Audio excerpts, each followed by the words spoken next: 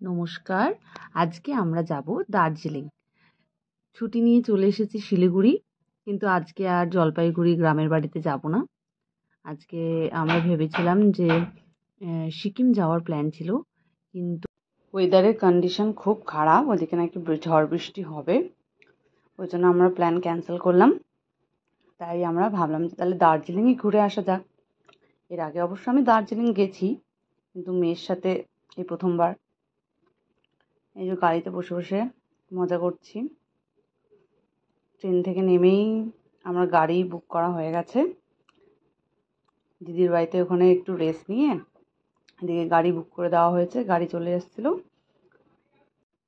অনেক দিন পর এই ফাঁকা জায়গা, এত গাছপালা দেখে মনটা ভরে গেল। যে সামনে পাহাড়, পাহাড়ের কোলে আমরা পৌঁছে গেছি।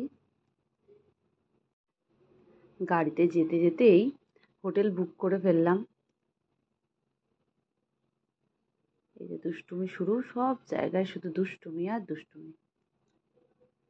এই যে রোহিণীতে একটু দাঁড়িয়ে মোমো খাওয়া, এত সুন্দর ছিল মোমোটা। এদিকে আবার বৃষ্টিও শুরু হয়ে গেছে, পুরো মেঘে ঢাকা।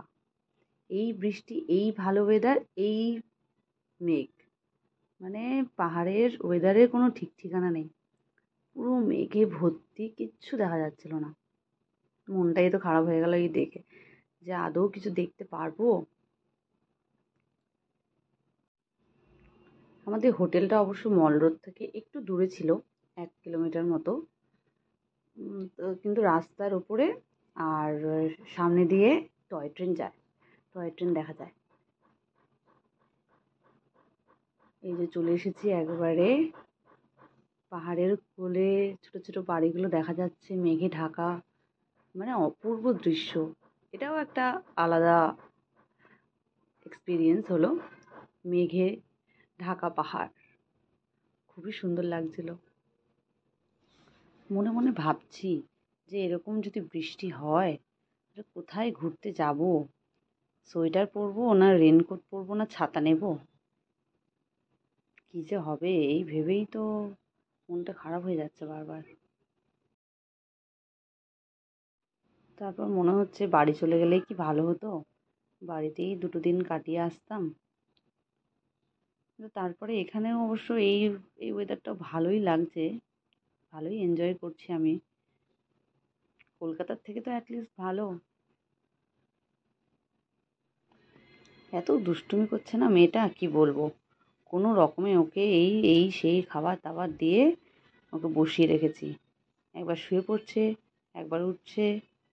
অনেকটা পথ অবশ্য একটুখানি ঘুমিয়েও নিয়েছে ও বলে করে, কিন্তু এমনভাবে গাড়ি চলছে এদিক ওদিক এদিক ওদিক রাস্তায়, মানে ওকে চেপে ধরে রাখতে হচ্ছে। এই যে একবার নাচ করছে, সবসময় গাড়িতে গান বাজছিল। দেখেছেন কত বৃষ্টি, প্রচণ্ড বৃষ্টি হচ্ছিল। এই যে পাশ দিয়ে যে লাইনটা গেছে, এটা হচ্ছে টয় ট্রেনের লাইন। এবার আমরা কাছাকাছি প্রায় চলে এসেছি।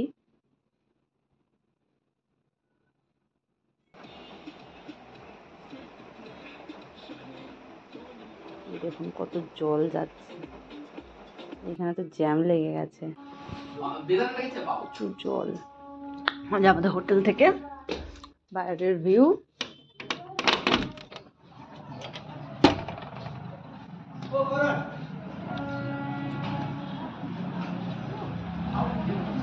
একটু আগে অনেক কিছু দেখা যাচ্ছিল, কিন্তু এখন মেঘলা হয়ে গেছে।